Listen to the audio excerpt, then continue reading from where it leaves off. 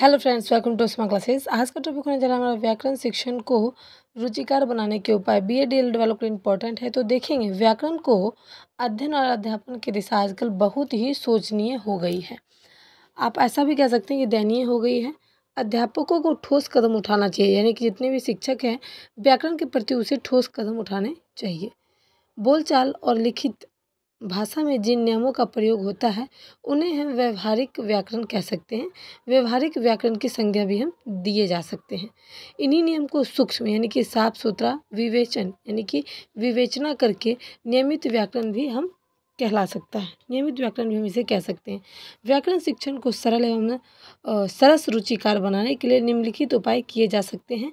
जैसे कि पहला है, व्याकरण को पाठचर्या छात्रों के कक्षा अनुकूल होना चाहिए, यानी कि व्याकरण के जितने भी पाठ हैं उसको कक्षा के अनुसार होना चाहिए। यानी कि फर्स्ट क्लास में व्याकरण कैसी होनी चाहिए, सेकंड क्लास में कैसी होनी चाहिए, यानी कि छात्रों के अनुकूल और क्लास के अकॉर्डिंग व्याकरण होनी चाहिए। उसके बाद आती है दूसरा, प्रारंभिक कक्षाओं में बच्चे को व्याकरण की व्यवहारिक शिक्षा दी जाती है। जब बच्चा प्रथम क्लास में होता है तो उसे व्यवहारिक यानी कि घर के विचारों और व्यवहारों के तौर तरीके से व्यवहारिक व्याकरण शिक्षा जो है वो सरल भाषा के माध्यम से, सरल भाषा की विधि से दी जानी चाहिए प्रथम क्लास के बच्चों को। तीसरा नंबर देखेंगे, बच्चों को भाषा संबंधित ज्ञान को अध्ययन में रखते हुए उनके सामने उत्तरोत्तर कठिन रचनाएं प्रस्तुत की जानी चाहिए। यानी कि बच्चे की जो भाषा संबंधित ज्ञान जो है, यानी कि अगर हम हिंदी में ज्ञान दे रहे हैं, हिंदी भाषा के माध्यम से बच्चे को पढ़ा रहे हैं,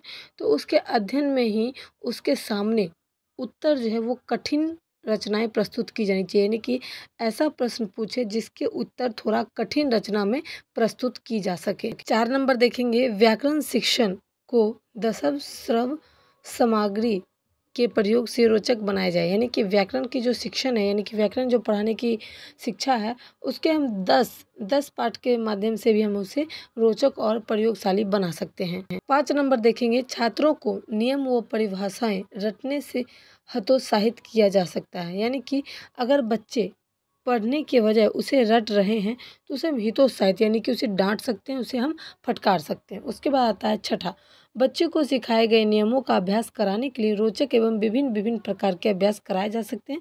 एग्जाम्पल के तौर पे हम आपको बता दें, पहला नंबर है रिक्त स्थान को पूर्ति करें। दूसरा नंबर वाक्य निर्माण करना, वचन परिवर्तन करना, लिंग में परिवर्तन करना, पर्यायवाची शब्द बनाना, विलोम शब्द इत्यादि। ये सब जो है ये एग्जाम्पल है। इस तरीके से बच्चे को व्याकरण की जो शिक्षा है वो रोचक और विभिन्न प्रकार के माध्यम से हम अभ्यास करवा सकते हैं। अब देखेंगे, उपयुक्त बातों को ध्यान में रखते हुए अध्यापक व्याकरण शिक्षण में सरल एवं सरस बनाया जा सकता है, अगर अध्यापक चाहे तो।